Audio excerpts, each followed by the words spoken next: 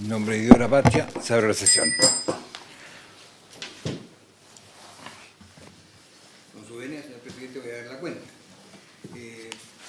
El subsecretario de Pesca, don Eduardo Riquelme, ha solicitado exponer en esta comisión la presentación que Chile hizo en el panel de expertos del Comité Científico de la Organización Regional de Ordenamiento Pesquero del Pacífico Sur. Sería materia de fijarle como objetivo de alguna sesión e invitarlo específicamente. La próxima sesión, porque podríamos hablar de otros temas también con él, aprovechando. Próxima sesión. Sí. Luego, el profesor, perdón, disculpe, estoy muy apurado.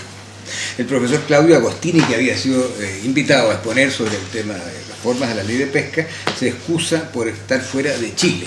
Y él ha manifestado su disposición si va a venir en otra oportunidad.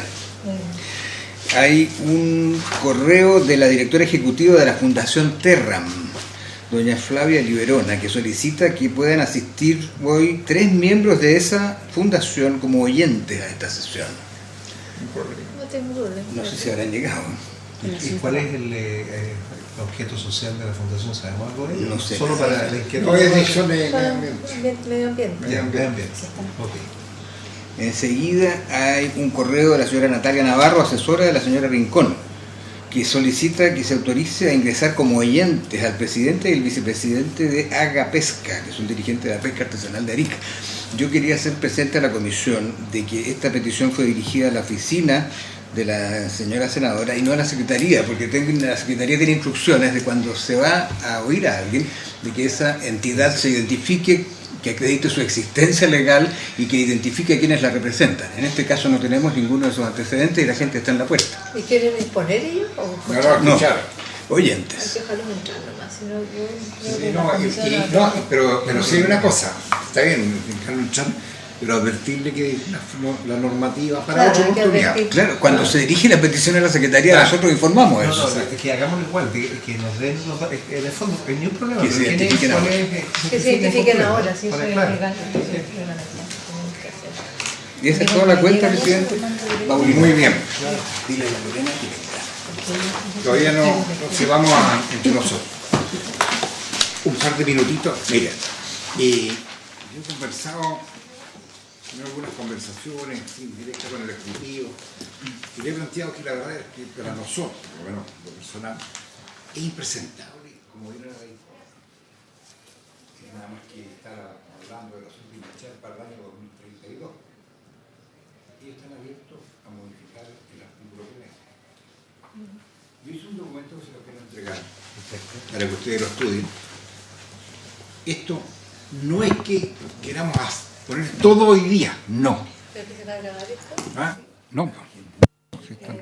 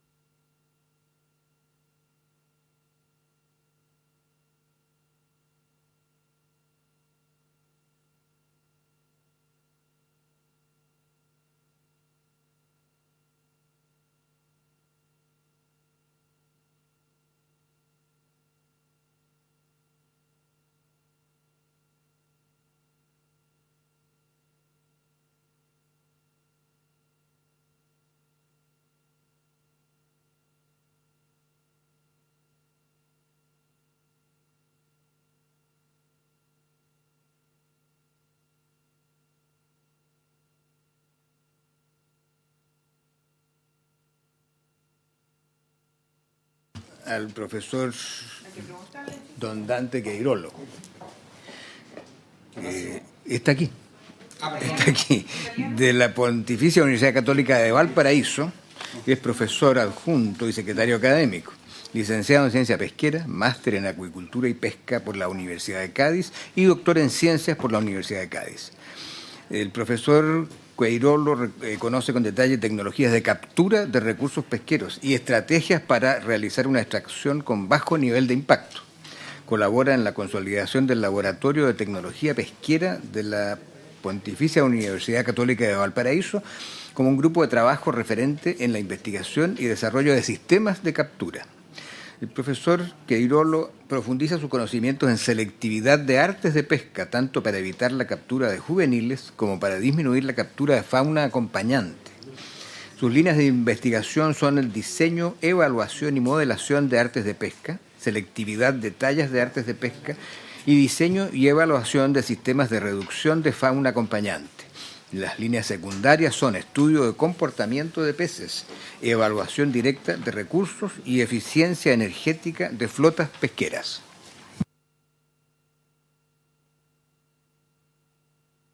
Muy bien. Profesor Dante Queirolo, muchas gracias por aceptar la invitación. Sabemos que es especialista en temas que a nosotros nos interesan mucho ahora que estamos discutiendo la ley de pesca, la reforma a la ley de pesca. Le ofrezco la palabra, profesor. Muchas gracias. Primero que todo, quisiera agradecer la invitación. Para mí es un real honor estar presente aquí y poder compartir parte de la experiencia y trabajo que he realizado por casi 20 años con respecto a sistemas de captura en prácticamente todas las pesquerías nacionales y también en colaboración con investigadores internacionales en diversas pesquerías a nivel mundial. La presentación está focalizada en los artes y aparejos de pesca, una mirada internacional y también nacional, y algunas opiniones que tengo con respecto a mejoras que se puedan implementar en la ley de pesca. A nivel de introducción,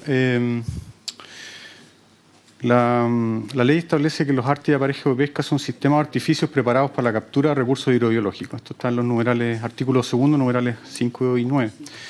Hay una diferencia entre arte y aparejo de pesca, no obstante el fondo es el mismo, que son sistemas para captura de recursos. Ahora, estos sistemas o artificios permiten cosechar. Básicamente lo que se busca en la actividad pesquera es cosechar del ecosistema marino una cierta cantidad de recursos determinados.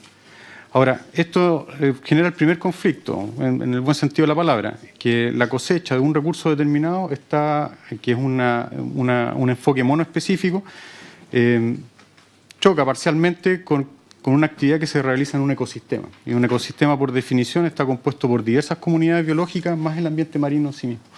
Entonces, el punto es cómo, con un enfoque monoespecífico en la asignación, por lo general, que es lo que tenemos acá en Chile, se realiza una actividad que opera sobre un ecosistema que es multiespecífico. Entonces, tenemos que comprender que eso genera el primer problema, que es interacciones, las interacciones entre especies.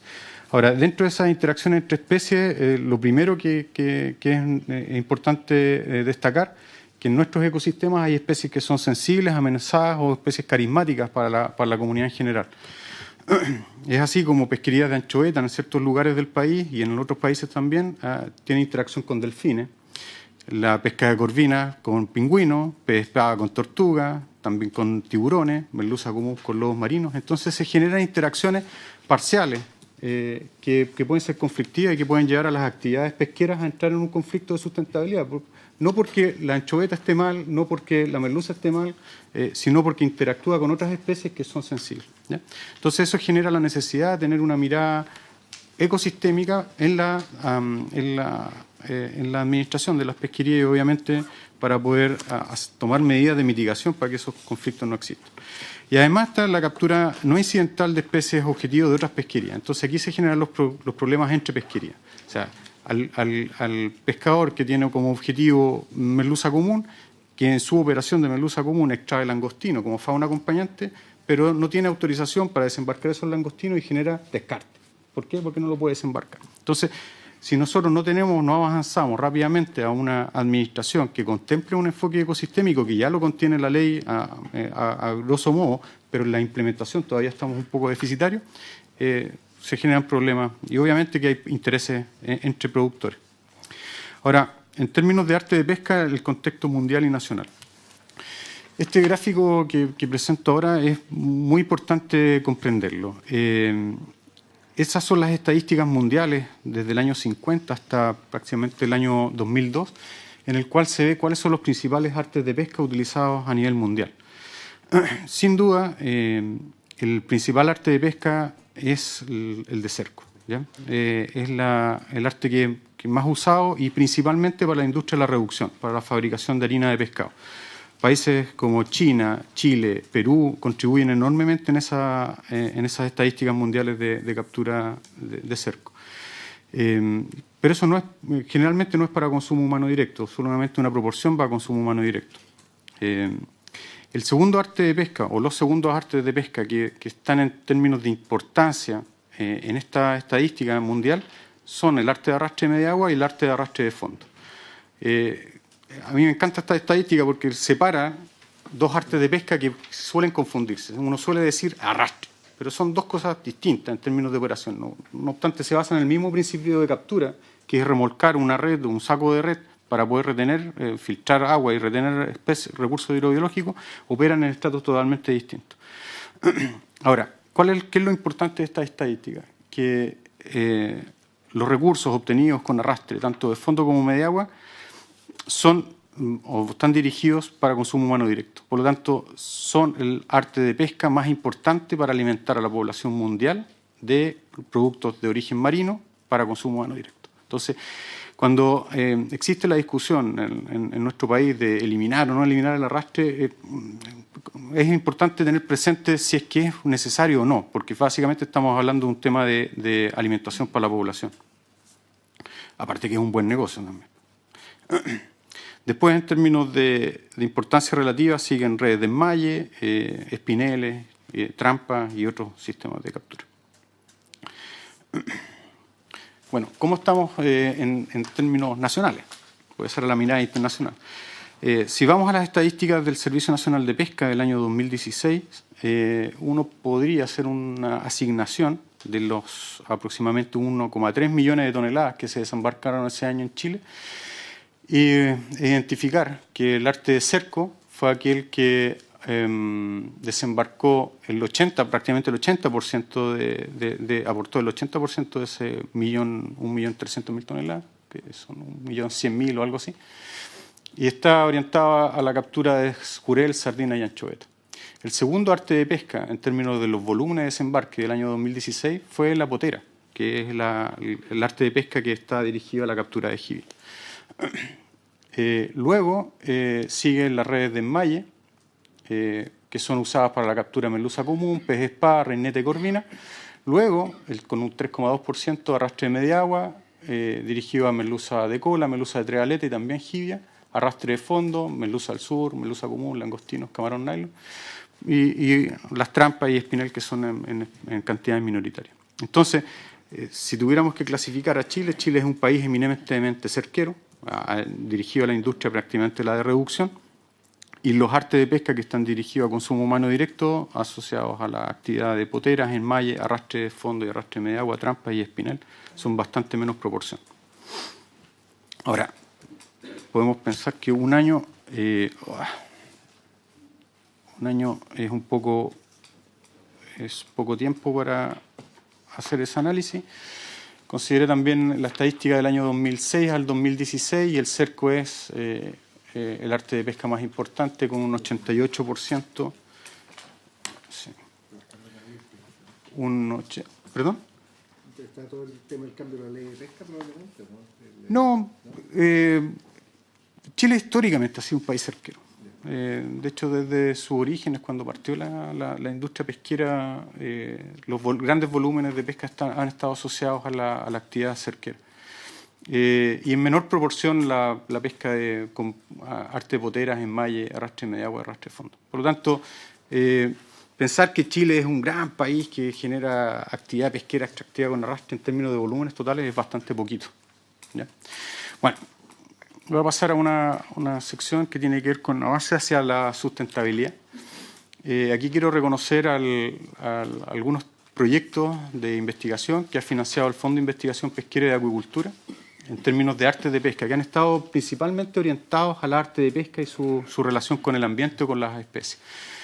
En toda la historia del Fondo de Investigación Pesquera, que ya son más de 20 años, se han financiado 16 estudios, que equivale al 2% del total de estudios financiados por el Fondo de Investigación Pesquera, donde solamente se han financiado 3 proyectos para estudio de cerco, 8 en arrastre de fondo, 1 en arrastre de media agua, que está en ejecución precisamente en este momento, 2 en enmalle, 2 en espinel y 1 en trampa. Claramente, la mayor cantidad de estudios está asociado a donde hay mayor cantidad de problemas, que es arrastre, ¿ya? Técnicamente, la pesca de arrastre de fondo es la que tiene mayor complicación porque tiene mayor cantidad de interacciones con otras especies. Aquí está la relación entre merluza común con crustáceos, con langostino amarillo, langostino colorado, camarón nylon, y se han financiado una serie de estudios precisamente para mitigar o disminuir el impacto de la relación que tienen esas pesquerías. Ahora, varios estudios permitieron, que ya estamos contando desde el año 2001, 2006, 2008, lograron establecer una nueva red de arrastre para la pesquería de crustáceos. O sea, se hizo un esfuerzo bastante grande a través del Fondo de Investigación Pesquera para tener un arte de pesca que fuera tuviera menor impacto con otras especies. Eso determinó que en el año 2013 la Subsecretaría de Pesca estableció una resolución que entró en vigencia en octubre del 2014 para reemplazar el arte de pesca que se capturaba hasta esa fecha y con eso poder avanzar hacia temas de sustentabilidad en la pesquería. Los resultados que están en todos los informes técnicos que se han emanado, se ve que hay una reducción significativa de capturas de fauna acompañante, se mejora la selectividad de tamaños de la especie objetivo, se reduce el consumo de combustible, que es otro tema que impacta notablemente en la actividad, y además se disminuye el contacto con el fondo marino. Todos esos aspectos son el pilar hoy día de lo que se ha denominado la pesca de bajo impacto y eficiente en el uso energético. Ese es el concepto que hoy día a nivel mundial estamos trabajando. Entonces, tenemos que avanzar a pesquerías que sean de bajo impacto y pesquerías que sean energéticamente eficientes. Como consecuencia de esto, la pesquería quedó en un pie bastante bueno, la pesquería de crustáceos, para ingresar a un proceso de certificación internacional. O sea, no solamente que respete nuestras normativas, que capture cuotas que sean obviamente sostenibles en el tiempo, sino que además se pone un estándar internacional que debería ser reconocido por los mercados internacionales. Así avanzamos a la certificación internacional para pesquerías que son bien gestionadas y sostenibles, que es el estándar del Marine Stewardship Council, que aborda 3 dimensiones. Primero, que la población sobre la cual se está capturando sea una población sustentable. Y eso lo determina el comité científico a través del estado de situación que lo analiza cada año. En segundo término, la segunda exigencia es a través de la minimización de impacto del ecosistema. Se tiene que demostrar que el arte de pesca y la actividad minimiza o está minimizando, está avanzando hacia la minimización de impacto, lo cual queda demostrado con los proyectos que ya se habían realizado. Y tercero, hay un manejo efectivo de la pesquería. Y aquí nosotros tenemos bastante buen avance porque ya la Subsecretaría de Pesca tiene una administración bastante eficiente en algunos aspectos y complementa con el comité de manejo. Por lo tanto, existe una asesoría científica, existe un arte que está minimizando los impactos y además existe el manejo pesquero como tal. Ahora, cabe destacar que a nivel mundial son 315 las pesquerías certificadas en 34 países y Chile tiene 4. Por lo tanto, tenemos un avance y tenemos que sentirnos orgullosos del avance que tenemos. De esas 4, una es que no es pesca extractiva propiamente tal, sino que la colecta de semillas de chorito, pero está considerada bajo este estándar.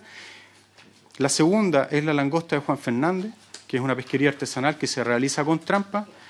Y las otras 2 pesquerías que están certificadas son las de camarón nylon y langostino, que se realizan con arrastre de fondo.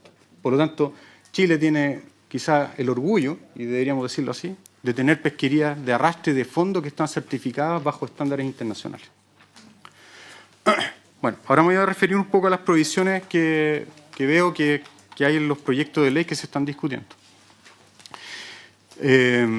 Según el boletín 10.190-21, la redacción del artículo 47 en su inciso final, que tiene relación con la pesca artesanal, estaría quedando redactado en principio de la manera que se indica en pantalla, que en ningún caso el esfuerzo pesquero que se realice en el área de 5 millas de reserva para la pesca artesanal podrá ejercerse mediante pesca de arrastre. Bueno, hay una comprensión de que el área de reserva para la pesca artesanal es un área en la cual ocurren procesos biológicos relevantes, por lo tanto hay que cuidarlo. Sin embargo, también hay que considerar la topografía de nuestros fondos marinos. Y en algunas zonas del país la plataforma continental es sumamente angosta. Y no es una cosa de que uno quiera que nuestros crustáceos estén dentro o fuera del área de reserva artesanal. Están a una cierta batimetría, a una cierta profundidad. Si esa profundidad en algunos lugares está dentro de las 5 millas, no podemos hacer más, ¿ya? Todo el norte de Chile, de hecho la plataforma continental se comienza a ensanchar desde la 5ª región hacia el sur. Por lo tanto, los caladeros de pesca históricamente están dentro de las 5 millas en la 3ª región y en la 4ª región. Entonces no hay mucho que hacer. La consecuencia de eso, y no es que los pescadores o la flota artesanal e industrial quieran ir a pescar a otro lado, no van a poder hacerlo, definitivamente. Eso termina con la pesca artesanal e industrial de crustáceos en la región de Coquimbo. Ahora, ¿qué es lo que nos llama la atención? O a mí particularmente me llama la atención. Que tenemos una pesquería que realmente es un ejemplo a nivel mundial. ¿Por qué? Porque tiene observadores científicos a bordo, tenemos posicionador satelital, hay certificación del desembarque, hay asesoría científica por comité científico técnico, con recomendación de cuota. Tenemos asesoría en la administración por el comité de manejo, tenemos plan de manejo, tenemos plan de reducción del descarte y existe la certificación internacional de sustentabilidad por la MSC. Y nosotros estaríamos asesorando o diciendo que se prohíbe la pesca de arrastre dentro de las 5 millas. Entonces, creo que eso habría que revisarlo porque no es conveniente. Esta es una gráfica de la RAD. Perdón, presidente. Hacer una prohibición de la pesca de arrastre en todo el país, dentro de las 5 millas. ¿Perdón?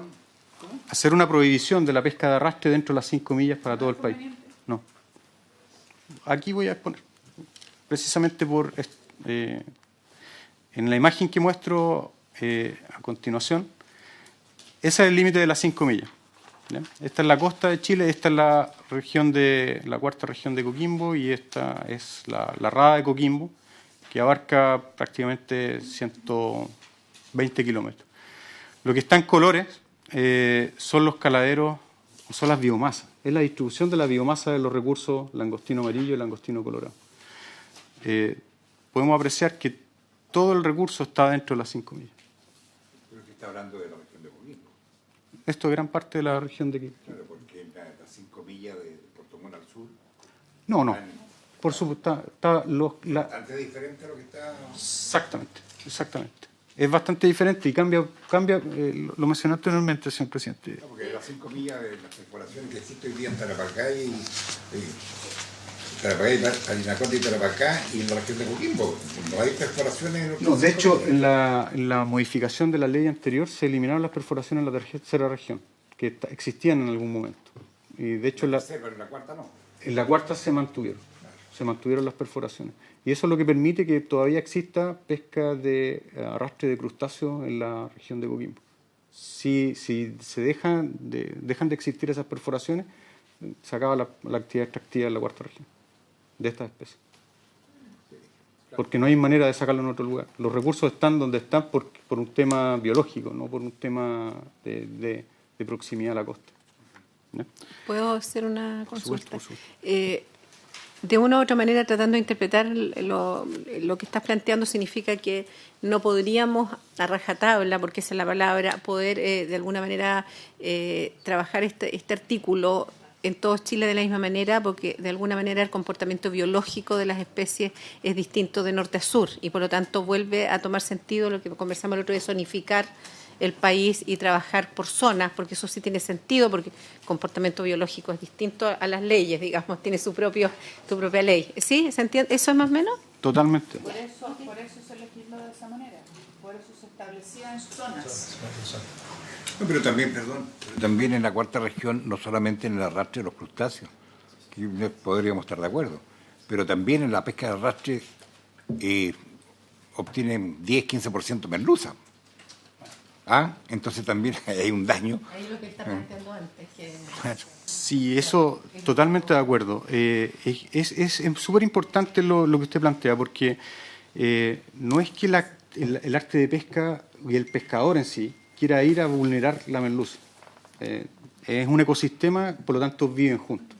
O sea, entonces, en el momento que se asignan las cuotas, se tienen que asignar con un enfoque multiespecífico. O sea, por cada tonelada que yo le asigno a un armador, ya sea artesanal o industrial, de un recurso objetivo, debería entregarle también una cierta proporción de la fauna acompañante asociada. Entonces, obviamente que sean cantidades razonables y que propenda a que uno tiene que ir disminuyendo esas cantidades. Pero tiene que haber un enfoque multiespecífico, porque de lo contrario estamos forzando a los productores a cometer descarte o que básicamente eso, sí. Si no pueden llegar a puerto con lo que vulneran, lo tienen que descartar de alguna manera. Entonces, la idea es que en la formulación de la normativa esté el concepto de que estamos actuando sobre un ecosistema y no sobre un recurso individual, porque los recursos individualmente es muy difícil que se opere sobre un recurso en parte individual. La jibia es uno de los casos que ocurre así. Senadora Rincón.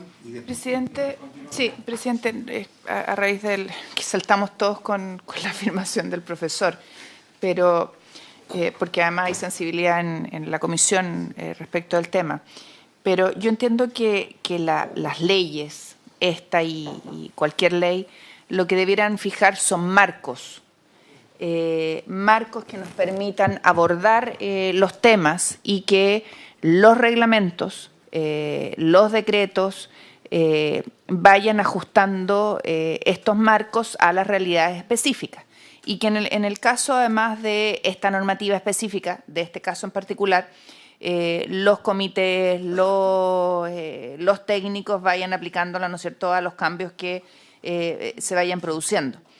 Y en este caso en particular, y lo veo por la sensibilidad del presidente, de la senadora, del senador aquí a mi lado, las zonas dan cuenta en nuestro país, que es largo, de realidades completamente distintas y que por lo tanto nos señalan situaciones específicas completamente distintas en los que los recursos, ¿no es cierto?, que nuestro territorio presenta y la conformación geográfica del país hace que los recursos presentes en el territorio sean distintos. Entonces, los marcos legales son distintos a los que los reglamentos van recogiendo en la especificidad. Por lo tanto, la ley no puede aprisionar a la realidad. Y eso es algo que nosotros recogeremos después en la discusión legislativa. No, estoy totalmente de acuerdo con eso. Este país es tan diverso que no solamente en la pesquería, en la región de los lagos hacia el sur están, digamos, pesca de mares interiores. En la agricultura es lo mismo, es diferente a la agricultura de la región central a la que hay en el norte y en el sur. De hecho, presidente, hay un tema que discutimos cuando yo estaba en el ministerio, y usted se acordará, todo el tema del cabotaje, que vamos a tener que tomar y discutir. Ayer en el desayuno de infraestructura, la Cámara salió y se acordaba mucho de usted. Me mandaron cariño.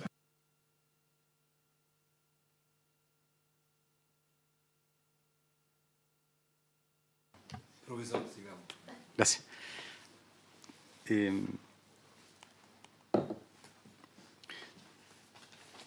Creo que en el mismo sentido está el artículo 49, que prohíbe el empleo tanto de redes como de sistemas de arrastre de fondos dentro de la zona económica exclusiva. Yo quizá el sentimiento que hay detrás es que a nivel nacional hemos demonizado un sistema de captura, totalmente demonizado. Entonces, podrá tener sus defectos, que los tiene, pero a nivel mundial es un arte de pesca que nos permite proveer de proteínas. básicamente partimos del punto de vista de que esto... ¿Hasta cuándo no sabe? No, es que las pesquerías, cuando están certificadas a nivel internacional, dan garantía de que lo podemos hacer bien. Ahora, yo confío, y es porque el trabajo que hemos desarrollado por ya casi 20 años, es que uno puede avanzar siempre y cuando los productores entiendan que tienen que mejorar. O sea, si los productores son capaces de comprender que tienen un arte de pesca que es potencialmente peligroso, porque básicamente eso es. O sea, si nosotros queremos usar un arte de arrastre en una zona de arrecifes de coral, obviamente que vamos a hacer un desastre ecológico tremendo. Todos los ecosistemas marinos vulnerables deberían estar protegidos de estos artes de pesca, sin duda. Pero en aquellos ecosistemas que no son vulnerables, uno puede operar con las medidas y con los resguardos, obviamente, técnicos correspondientes. Y eso hay que estudiarlo. Sí, yo creo que hay margen para hacerlo, pero partir del punto de vista de que es el arte de pesca el malo, no. Yo creo que ahí hay que tener cierto cuidado porque no es tan malo como se ha hecho ver. Me quería referir también a un proyecto de ley que está en discusión en la Cámara, que tiene que ver con la especie jibia, donde se ha indicado que solo podrá ser extraído utilizando potera o línea de mano como arte o aparejo de pesca, quedando prohibido cualquier otro tipo de arte o aparejo de pesca. Ahora, a mi modo de ver, no hay discusión alguna técnica a nivel mundial de que el arte de pesca más selectivo para operar es el arte de pesca de la potera. Es muy selectivo. Pero eso no quiere decir que hayan otros artes de pesca que no sean selectivos también. De hecho, el arrastre de media agua es muy selectivo porque está dirigido sobre agregaciones de una misma especie. Por lo tanto, no es mayor problema que se haga arrastre de media agua. Si uno viera las estadísticas de los observadores científicos de nuestro país, podrán apreciar de que el 99% de lo que captura la red de arrastre de media agua cuando han dirigido a jibia es jibia. Por lo tanto, no están vulnerando otras especies.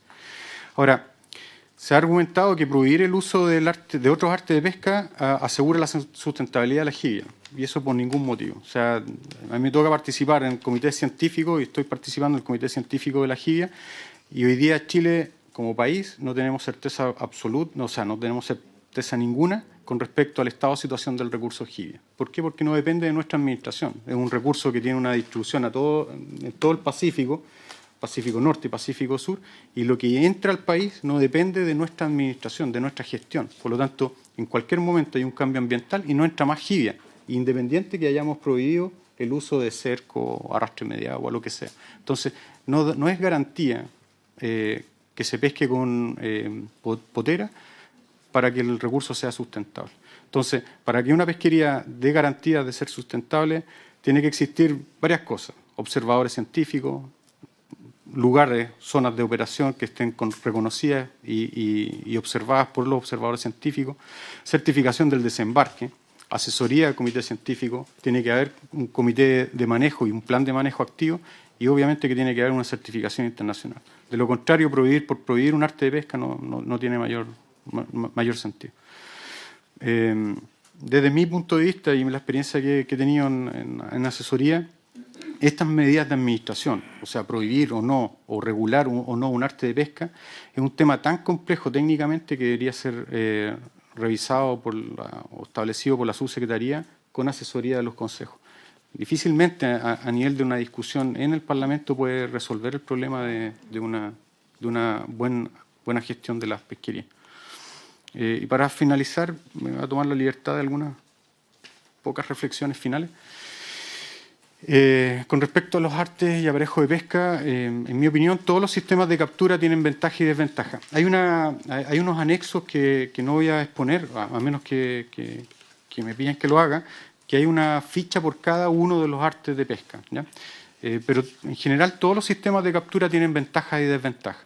En lo fundamental, todos contribuyen a extraer proteínas de los océanos. Esa es la gran preocupación de hoy día de la FAO. Por eso que la FAO, cuando se le pidió hacer una revisión de la ley, nunca se pronunció con respecto al arte de pesca. ¿Por qué? Porque la FAO lo primero que se preocupa es de la alimentación de la población. Si un arte de pesca tiene alguna falencia, bueno, se mejorará, pero no por eso lo vamos a eliminar. Pues sabe la FAO que si elimina la pesca de arrastre a nivel mundial se genera una crisis alimentaria. Pero la FAO lo dice. No lo dice. En los ecosistemas marinos vulnerables. Entonces, lo que hay que ver es dónde tenemos ecosistemas marinos vulnerables. Entonces, ya Chile ha prohibido el arrastre en algunos ecosistemas marinos vulnerables, y es bueno que así sea. O sea, por ejemplo, los montes submarinos son ecosistemas en los cuales se pescó por algunos años algunos recursos hidrobiológicos y se causó daño al ecosistema. Ojalá que el daño no sea permanente, pero no lo hemos evaluado, nunca se evaluó. El arte de arrastre de fondo está fuertemente cuestionado, no obstante puede y debe ser mejorado para viabilizar actividades productivas. Yo creo que he mostrado y podríamos ahondar que hay experiencia en el país y hay avances significativos. Los aspectos desfavorables de los sistemas de captura deben ser identificados, reconocidos, dimensionados y corregidos para no afectar a pescadores, al ecosistema y a la sustentabilidad.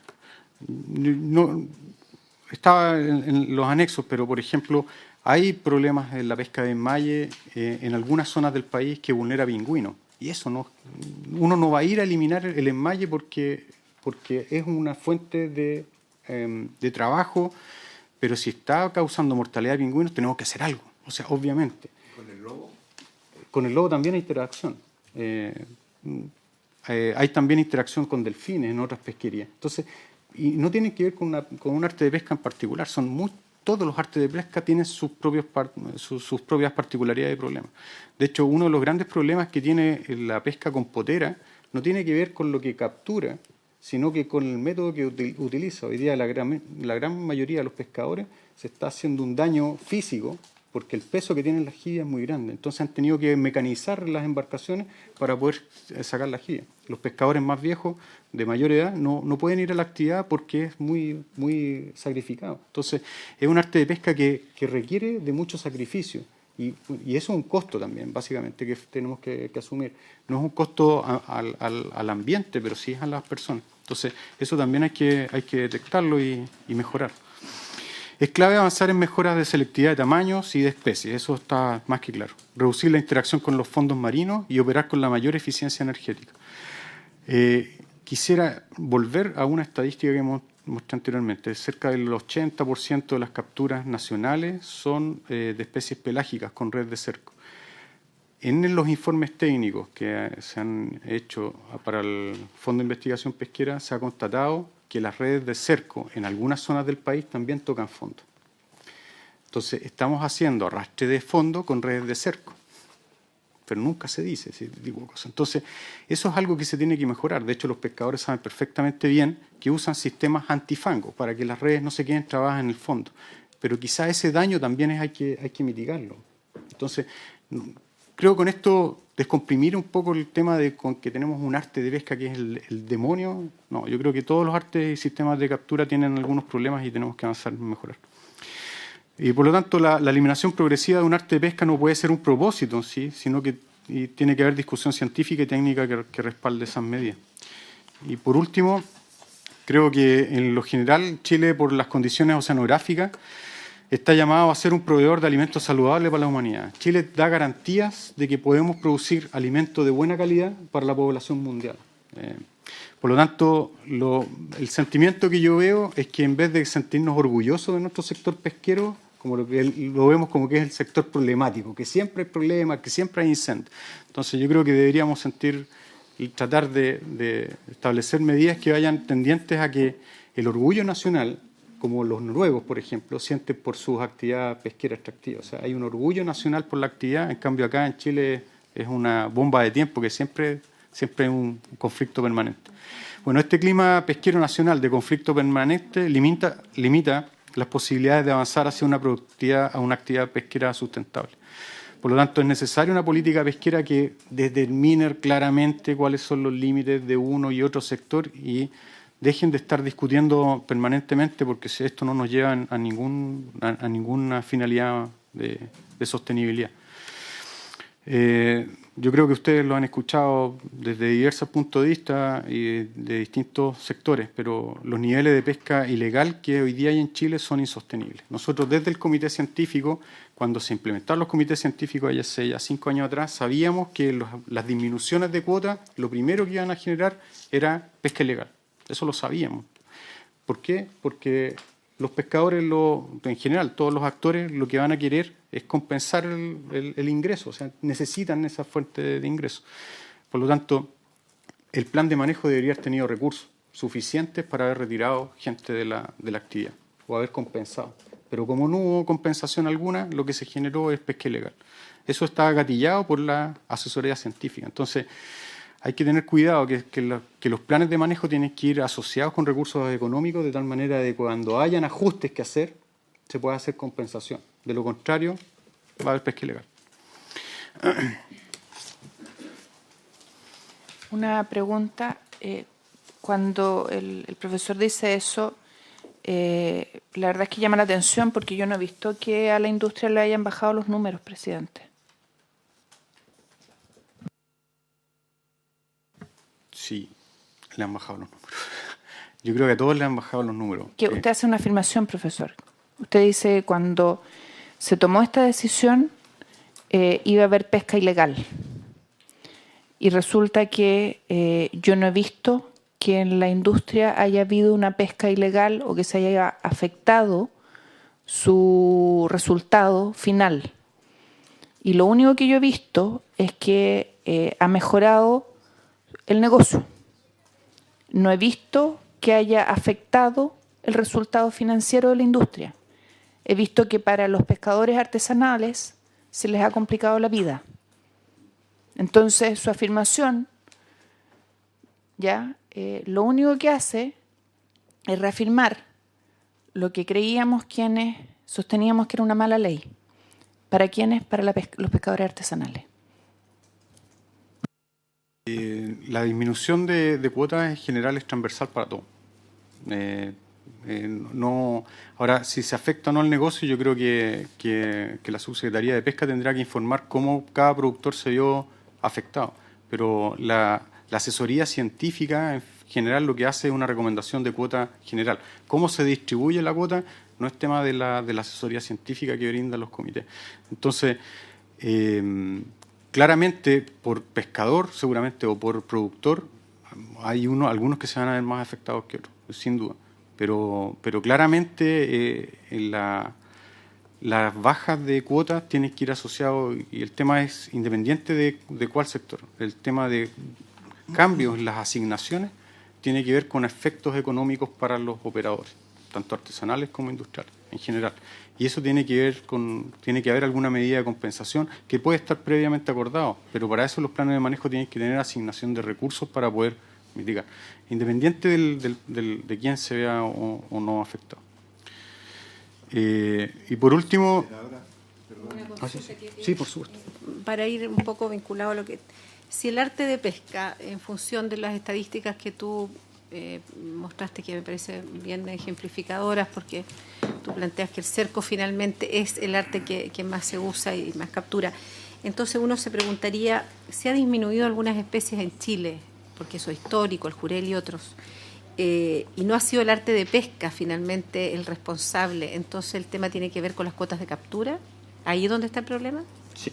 Y este comité científico al cual tú perteneces, ¿ha ido, cómo ves tú la evolución que ha tenido a partir de la ley anterior, de la última ley que hoy día está en vigencia?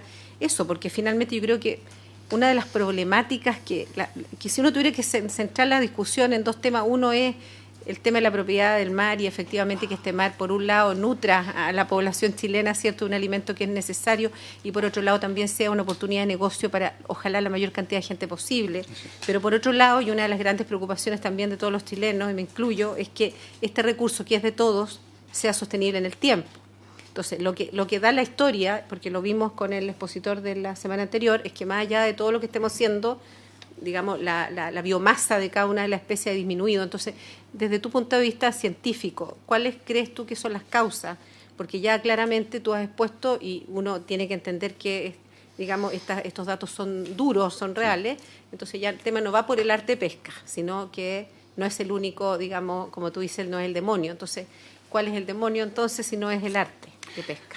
Bueno, nuestro error fue, como país, fue los niveles de mortalidad. Excedimos los niveles de mortalidad que podían soportar las poblaciones. Yeah. O sea, eso ya sea por cuotas o por pesca ilegal no reportada, o sea, no declarada. extrajimos mucho más de lo que el ecosistema era capaz de sostener. Sí, y todavía lo estamos haciendo. Eso es lo que me quería escucharlo, porque finalmente, al final del día, Eso es lo que tiene que hacer que esta ley sea distinta y que permita que ese análisis científico que estás haciendo, nosotros se lo aseguremos a los ciudadanos de este país para el futuro.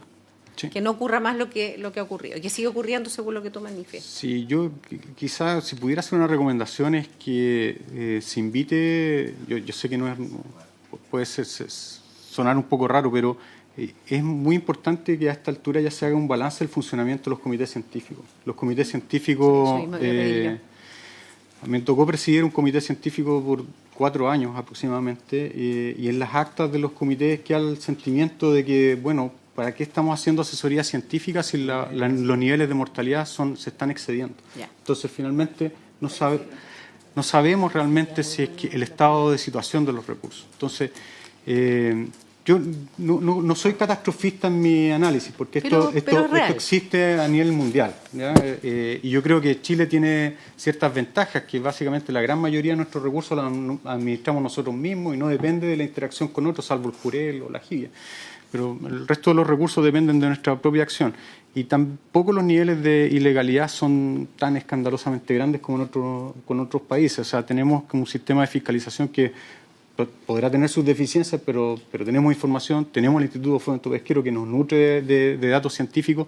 Yo creo que estamos en buen pie. Yo creo que en ese sentido, independiente que podamos estar pasando por un periodo que no es de los mejores, no creo que la situación sea tan catastrófica como se plantea. Pero pareciera que el comité científico tiene, digamos, una opinión, pero lo que finalmente se aplica en cuanto a cuotas de mortalidad o de captura, como tú lo mencionas, no es coincidente con una mirada ecosistémica ni tampoco de preservación del recurso. Exacto. Entonces, finalmente podemos hacer un montón de leyes, pero sí, de alguna manera este comité científico no es solo recomendar, sino que obligar, cambiaría efectivamente quizás el comportamiento de las instituciones que tienen que fiscalizar, porque de alguna manera las cuotas serían obligatorias según la opinión de los científicos y no serían solo una referencia, porque finalmente si es referencia no sirve de nada. Hoy día es obligatorio.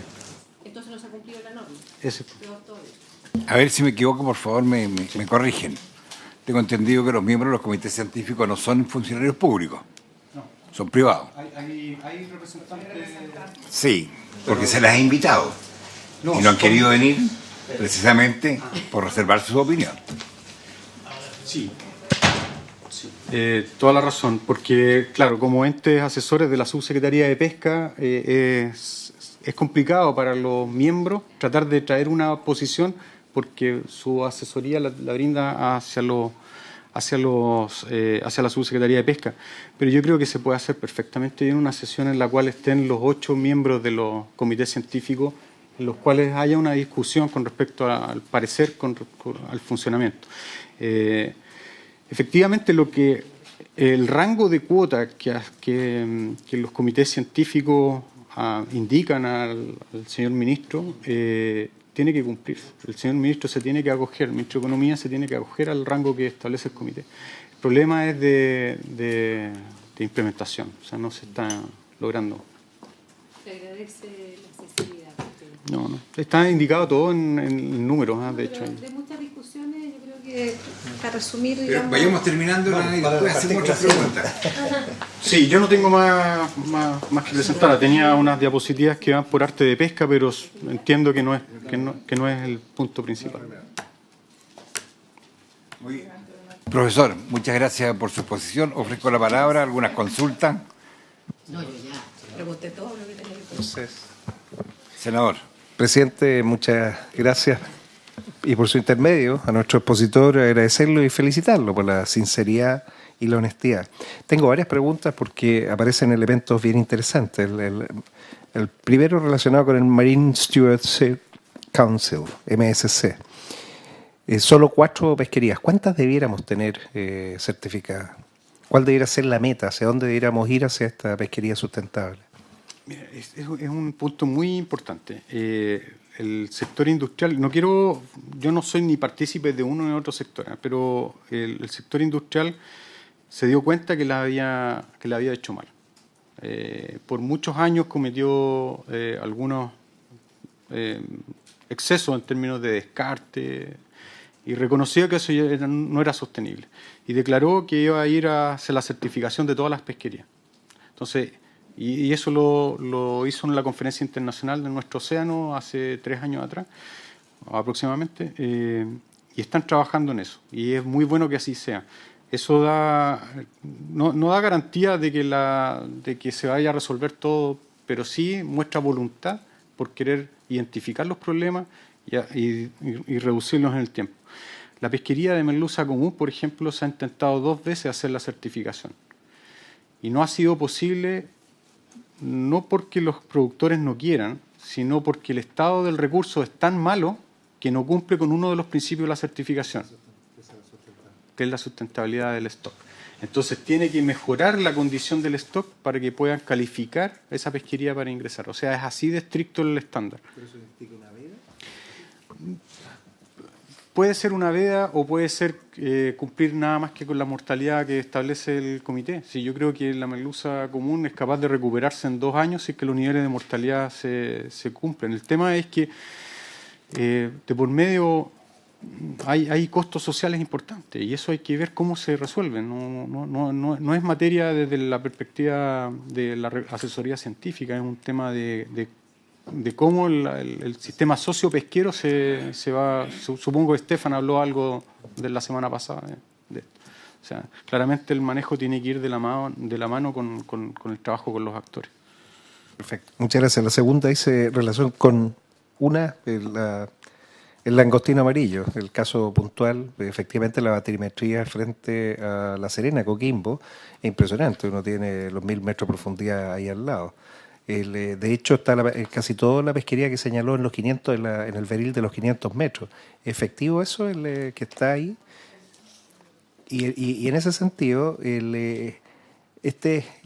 langostín amarillo, entiendo, va a fondo, es el lugar donde normalmente se encuentra, por eso privilegian el arte, ese tipo de arte de pesca.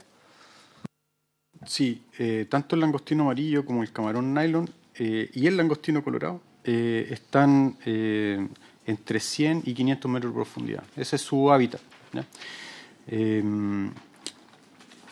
Y esa imagen que mostré es de la evaluación de langostinos amarillo y colorado del año 2017, o sea, del año pasado. En este momento nosotros estamos haciendo la evaluación de los langostinos de este año. Y todos los años están donde mismo. O sea, los langostinos no se mueven de esos veriles. Su hábitat es ese. Y la única manera de extraerlo es con artes de arrastre de fondo. O sea, se han hecho experiencias para capturarlos con trampa, pero la rentabilidad, o sea, los rendimientos de captura son tan bajos que no hacen rentable alguna intervención por esa vía. Todos los crustáceos a nivel mundial se capturan, de este tipo, se capturan con artes de arrastre de fondo. Y en ese sector específico, ¿por cuánto tiempo? Y si esto efectivamente es sustentable, o sea, podríamos decir que el ecosistema, a pesar de que se está arrastrando fondo, ¿sigue produciendo y rentando o se ha ido degradando o deteriorando? No, el que se realice la pesca de arrastre de fondo no significa que el fondo marino se degrade en sí mismo, porque básicamente toda la primera capa de la superficie del fondo marino es material de suspensión que cae por la productividad del océano. Hay fitoplancton y mortalidad de otras especies que va a dar al fondo marino y eso se descompone. Y eso es lo que hace que la primera capa de la superficie sea rico en detritos donde se alimentan estas especies. Pero ese material se puede remover, vuelve a decantar y no hay ningún problema, no se genera un daño permanente sobre el fondo en sí.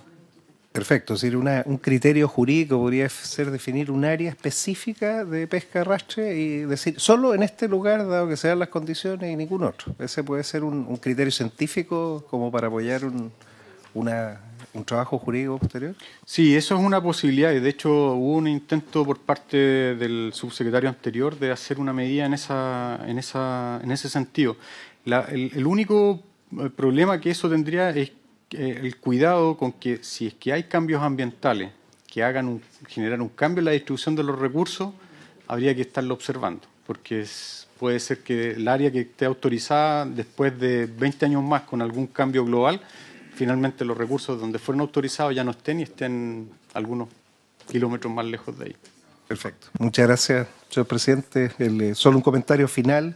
creo que efectivamente el contar con una política nacional pesquera sustentable es importante, pero incorporando los criterios internacionales, o sea, el tener un estándar en que podamos decir vamos hacia allá.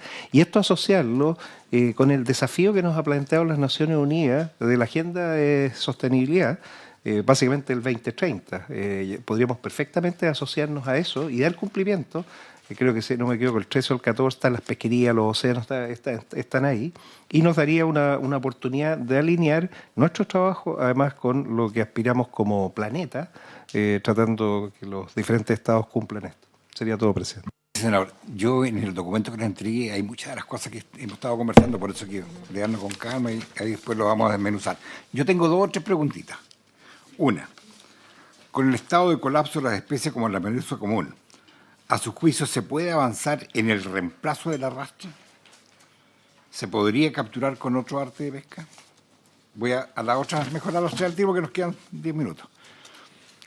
Existe una propuesta de congelamiento de la huella de arrastre en crustáceo y merluza común.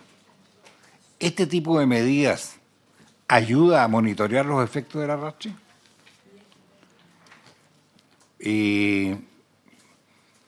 La tercera, valorando las certificaciones, existen muchas que solo operan como exigencias de mercado.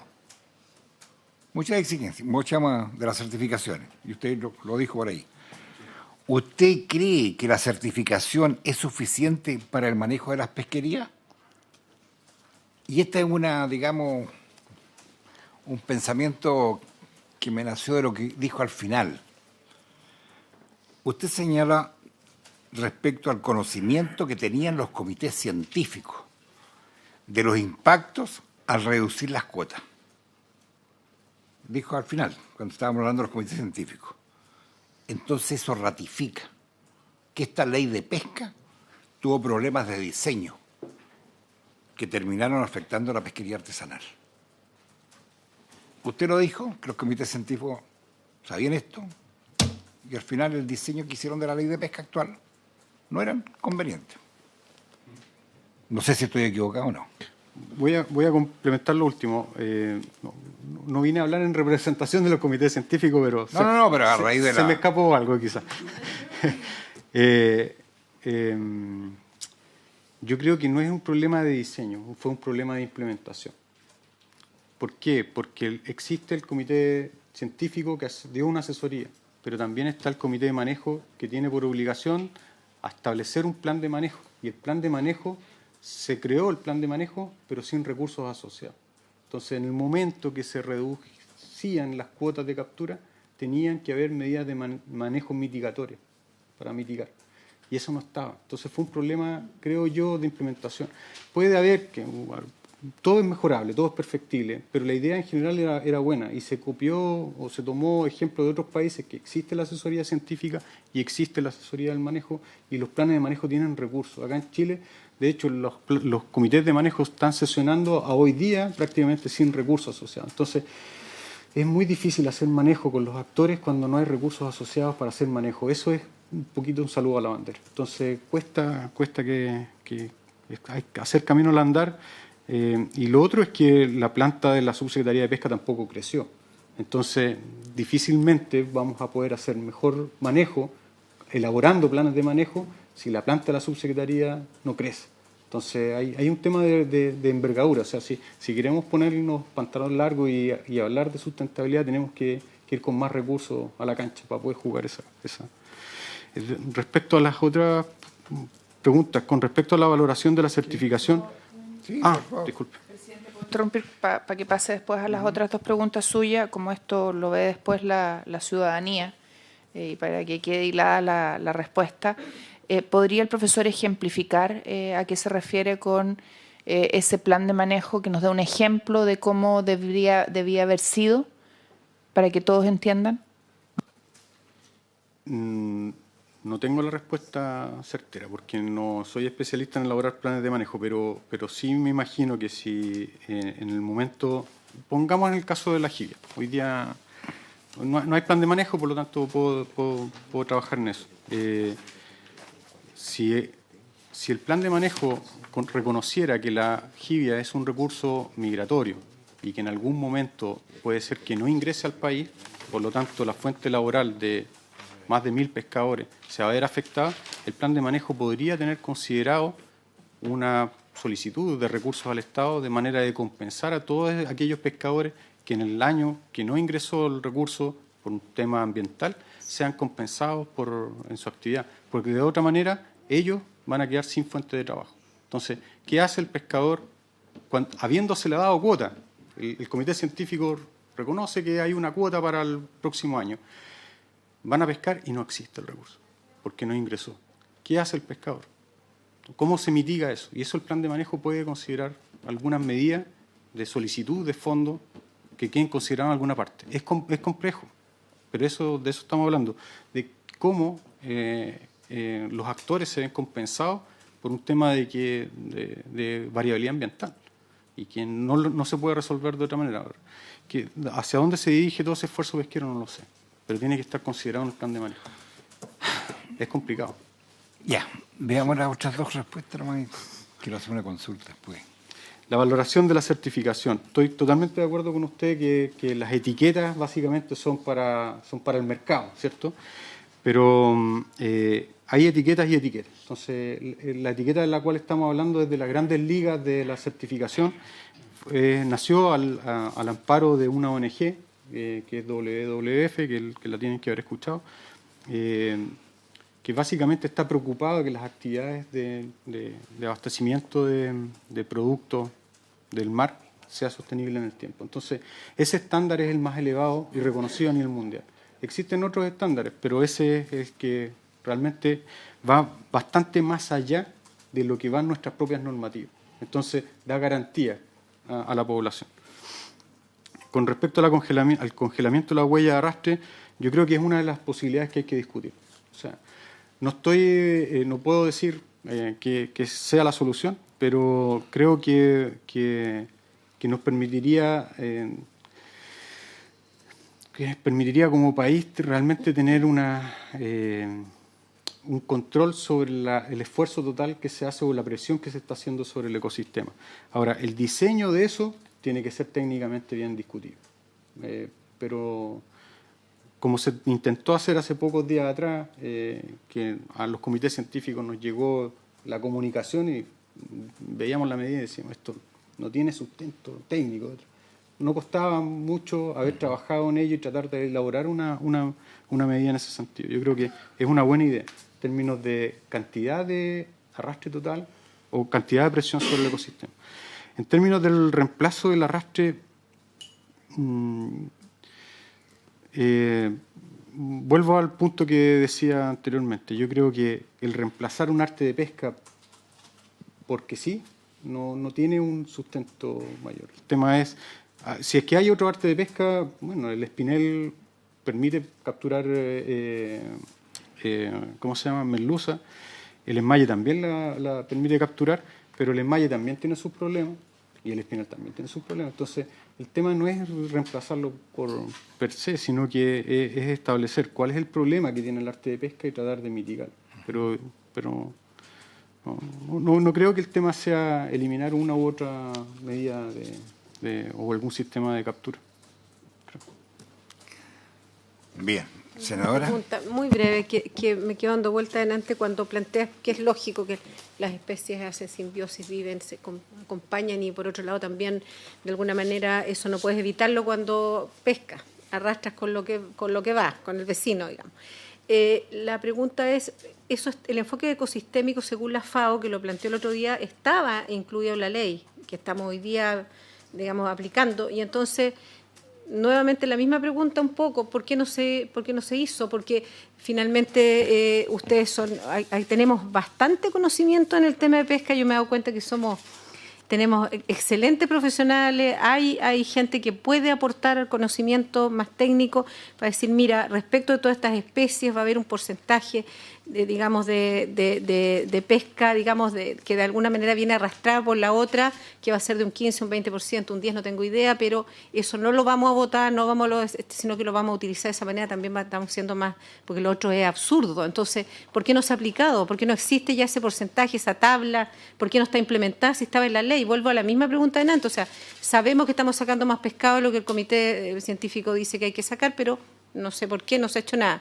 Y respecto a esto, que también lo instalamos en la ley, como decía la senadora, existe, entonces no hay reglamento, ¿por qué no se ha aplicado? La verdad es que no me cuesta entender los motivos por los cuales porque al final casi pienso que la ley tiene cosas que mejorar, pero no era del todo mala, pero finalmente el tema no tiene que ver, podríamos ser la mejor ley del mundo, y si no aplicamos nada de lo que hacemos, la verdad es que Chile puede ser el país con mejor legislatura del mundo, pero con aplicación cero.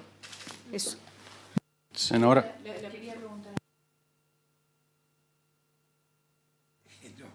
Quería hacer una maldad.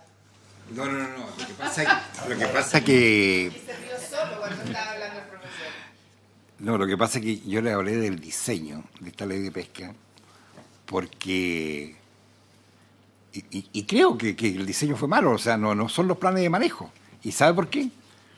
La propia FAO lo reconoció e incluso en la implementación de la ley no consignaron o no consideraron ni lo económico ni lo social.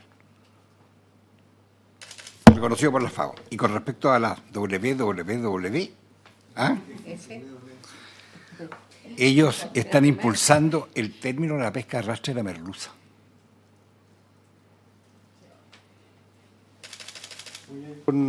Primero responder a la senadora. Creo que es un tema de implementación. Yo creo que no hay, mi opinión bastante particular, hay otras leyes de pesca en otros países que son lejos más malas que la nuestra. Yo creo que nosotros tenemos el orgullo de tener una ley que no es tan mala. Yo creo que la hemos demonizado más. Y está demonizado porque la actividad está mal vista. O sea, yo creo que hay un roce permanente por un tema de uso, de acceso y uso de los recursos. Entonces, la ley que tenemos no es tan mala. Yo creo que bueno, pudiera tener problemas de origen, pero todas las leyes, si uno se remonta a la en pesca. Sí, pero es que la ley, por ejemplo, la del 2000, la del límite máximo de captura por armador, también tiene un origen que es discutido. Ya. Bueno, profesor, no quiero entrar, pero sí, por favor. Le quería responder, estoy totalmente de acuerdo con usted que en la definición de ecosistemas la ley está mala. La definición. Dice que el ecosistema se refiere a la relación entre especies. Y el enfoque ecosistémico tiene que incluir al hombre, y ahí está lo económico y lo social. Cuando no consideramos lo económico y social, estamos perdiendo de vista que es una actividad productiva que tiene impacto sobre las personas. Entonces, totalmente de acuerdo con usted. Profesor, le agradezco infinitamente su buena voluntad y su predisposición. Yo comparto con usted que aquí, desgraciadamente, la pesquería es mal mirada y que nos estamos farreando una gran oportunidad. Tenemos un tremendo mar, unas costas espectaculares, y nunca le hemos dado al pescador artesanal digamos, el mérito que se merece. Voy a hacer esta pregunta, si puede me la conteste, si no, así nomás antes de terminar. Pero ustedes son dirigentes, ¿no es cierto? ¿Ustedes están de acuerdo con ¿cómo se llama? ¿Con la reactualización del RPA? Sí. ¿Usted, profesor, cree que el RPA actualizarlo? ¿Sabe por qué digo esto? A raíz de lo que usted comentó de cómo no apreciamos la labor de los pescadores artesanales. Porque desgraciadamente, y ustedes que son dirigentes, hay gente que no es pescador artesanal y está inscrita, y vende los papeles, y son empleados públicos más encima.